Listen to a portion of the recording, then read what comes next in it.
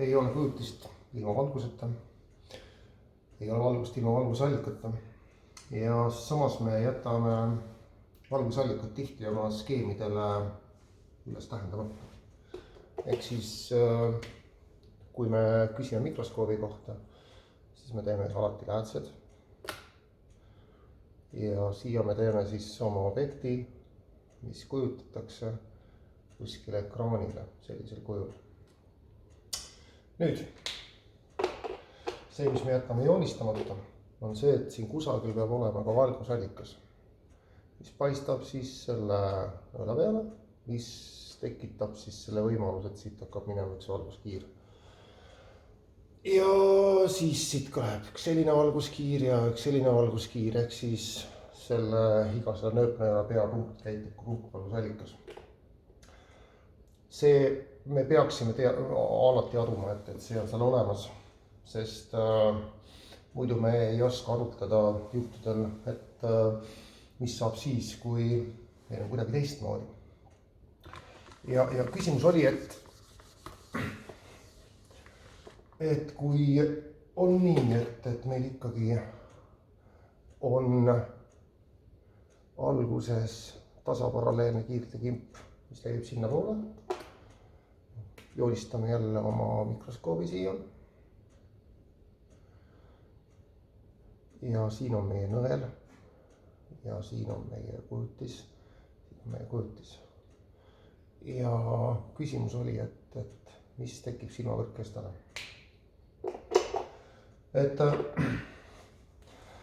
Et see ei ole enam üldse sama süsteem. Ja nüüd ma kõigepealt näitan, siis proovin seletada. Laseme tule ära. Ja meil on siin see mikroskoop jätkuvalt olemas. Ehk siis siin on meie kujutis, siin on meie objekt. Nüüd see pilt, mis me tegime, tähendab sisuliselt seda, et me valgustame seda nõela siit tagantpoolt. Et kui me läheme selle valgusallikaga piisavalt kaugele, siis me saame praktiliselt tasaparalleelse kiirtekimbu, ehk siis kui me läheme siia poole. Ja siis me peaksime vaatama ekraani peale samal ajal ja siis me näeme, mis toimub. Nüüd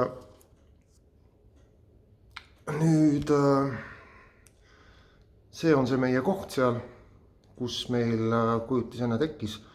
See on juba hoopis teistmoodi ja kui ma nüüd hakkan minema selle ka kaugemale, siis kuskilt alates tekib meil midagi niisugust.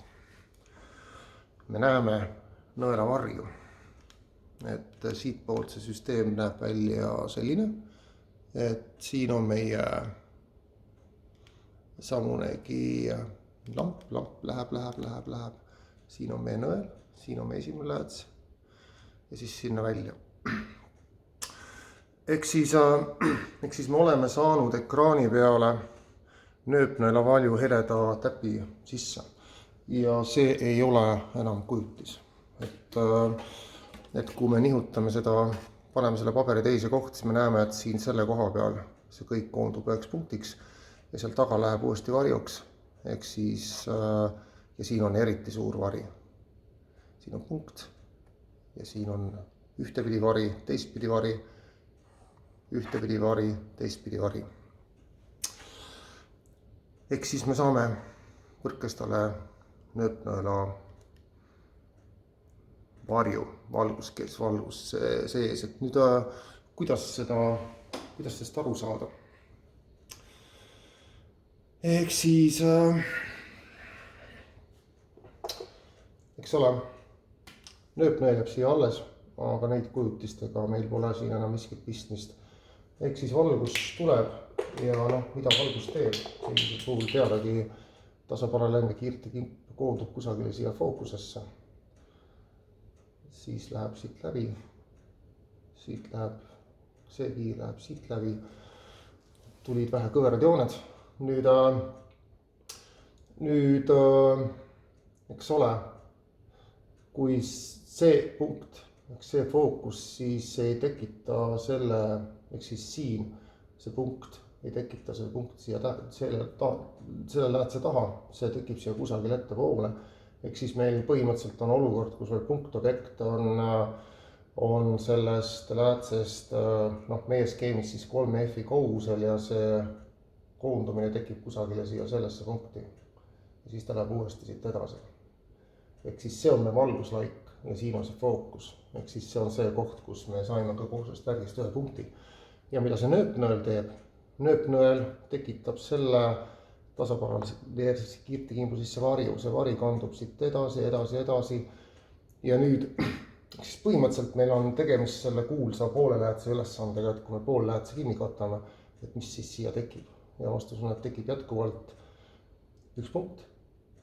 Ja siin see vari, eks ole, on siin sees kogu aeg edasi, kui me teeme sellest, see tuleb uuesti laiali hajuvaks kiirtekimbust, siis on see jätkuv see vari olemas, siin on see vari olemas, siin on see vari olemas.